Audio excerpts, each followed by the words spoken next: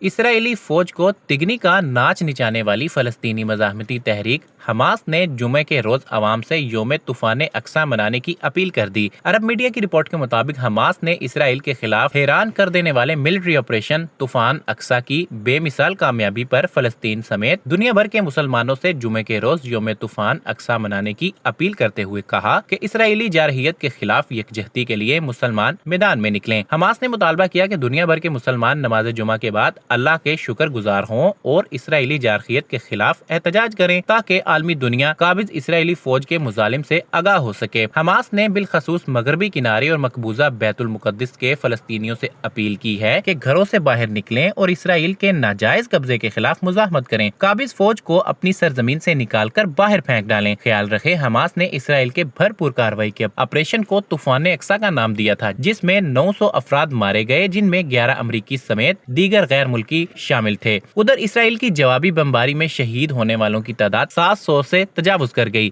جس میں 140 بچے بھی شامل ہیں، جبکہ 3000 سے زائد زخمی ہیں۔